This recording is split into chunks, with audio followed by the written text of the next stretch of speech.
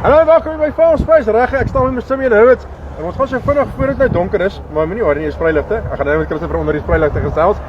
Ons gaan gou Simeon gesels voor ons chat 'n bietjie boel vanaand. Maak seker 6 uur kyk jy daarna.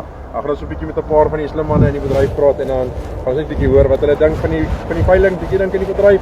En dan ons net so 'n bietjie praat oor die belegging van die Boran en hoe dit met hulle gaan. Maar kom ons praat nou eers bees saam met Simeon. Luister saam. Simeon, how are you? Dennis, now that screening's done, I'm good and you. Oh, very good, thank you. Simeon, always a pleasure to have a screening, especially in the Boran breed, and not lose a lot. Yeah. That helps a lot, and it just makes me feel, or you feel, that what I put on is quality, and it's supposed to be it. Yeah, Dennis, it's always stressful, the screening part, but every auction goes through it and every seller goes through it, and if you're not ready for it, then you can't be a seller. So yeah, we're excited to go through there relatively unscathed. Christopher and Wilhelm did a good job. Always a tough job, especially when there's a relationship. I mean, Christopher and I come a long way already, so it's always tough to be both parties. But yes, it was good. The quality is good. I think they speak for themselves, and further pressure on us as sellers with reputation in this breed. If we have a few animals screened off, then real question marks start getting asked. But yeah, about your selection as well. Yeah, no, it went okay, so we're happy. I've spoken about to Abdul about the bulls, and we did the bulls the other day in detail.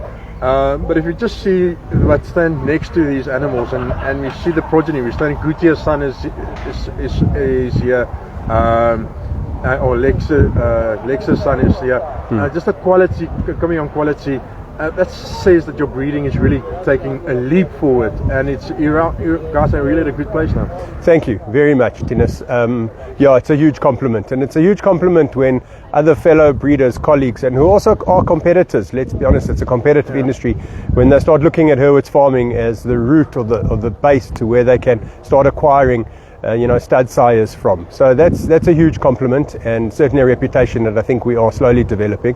But on the back end of that, in order to breed the bulls, you need the cows, which means that the female herd that we are farming with at the moment and are every now and again investing in and flushing and buying in and creating is certainly the mother base, the bedrock of what's being able to produce these bulls that we are successfully managing to offer auction after auction. So I think the whole hand-in-glove scenario of what's going on in the herd is complementary, and if the bulls are like this and the mothers next to them have the ability to produce calves at foot that are 3 years, 4 years away from being on an auction like this themselves, probably selling for even more money, who knows. It's really a huge credit. So I mean, if you look around, and someone said the other, someone said the bulls are quite the same size, and they're getting a little smaller. And by small, I don't mean they're smaller in frame, but they're not that high. They're early maturing, and it's sort of like your environment. You're allowing your environment to determine the bulls, and they're really adapting well. And there's a real medium size carrying meat, carrying width and muscling, instead of those high ranking platgoed that we used to see back in the day. And things are changing quickly on your guys' side.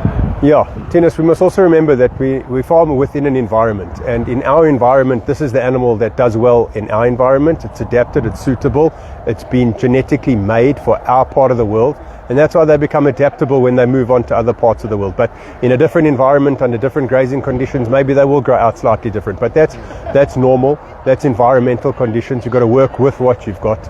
But yes, if you look at these bulls that are on offer, there is a phenotype, and there is a look, and there is a type that goes with them. And yes, they're not ranky animals, and at the same time, they're not little blobs either. They're mature bulls. Lexus as an example. Lexus is the older bull on the sale, but that for me, he's a phenomenon. I'll tell you why. We brought him. He was the last bull to come out of selection and actually decide that he's going to go in the sale. So that decision, I surprised myself, was made at the end of April this year. And he weighed 846 kilograms when he came out of his breeding herd. 846 at the end of April. We weighed him yesterday and he's 850, which means that bull's put on 4 kilograms in 3 months. And when he came out of a season working, he doesn't lose weight. And here he is again, almost coming out effectively weight-wise from the cows, from his herd, and into an auction, into a Premier League auction, which I think this auction's become known as. So the adaptability of these animals, they don't fall apart, and they really do move on to new homes and are great ambassadors, and that's why we have repeat customers and we've had successes. I think 2 years ago I said to Jumbo is probably the best animal I've ever seen in the Boran breed. Picture of him right there. I never thought that we're going to see something better, but it seems like, same with Picasso, and it seems like they are slowly but surely, their progeny is starting to show that they're going to be the same or even better, and that's great to see, and that's what you want. You always get nervous when you sell these great bulls and you keep their progeny, and you don't know what's happened until they're 4 or 5 years old. Yeah. And they're standing here, and you guys must be extremely proud. That's the challenge. You're quite right. You don't know what's going to happen. You always hope that you're going to get sons that are going to follow in the father's footsteps. You're not altogether sure. But if we look at Cyclone, I said it, Christopher said it, we both unanimously think he's a better bull than Picasso was phenotypically. He still has to breed like Picasso in order to really get the title, but certainly what a tremendous bull. And if we look at Gujo, I think you're referring to the Jumbo son. You know, when we sold Jumbo, he was older than what Gujo is now, and Gujo is almost a splitting image. They've actually got the same little white dot on their head, funnily enough. But you know, Gujo's mother is a tremendous cow. She's bred us 2 stud bulls, Gujo being one. We've used Gujo. The other one was Galileo. So it's in the genetics. That's that Khan-Ginger combination. It works. The cow can, she can. That's Johan van der Nest. That's him. Yeah. Simeon, thank you for talking to me as always. Sure. Good luck for tomorrow. Thank you, I think Tinus. it's going to be a splendid auction. I can't wait. Thank you. Thanks, Tinus. Okay, if you can't be here, the green team and the blue team is here as always. That's Swiftfair and MEERKAT. Be sure to bid online. Otherwise, if you just want to watch, you can just kick back your shoes, grab a brandy, and watch it on your couch on YouTube. Until next time. Cheers.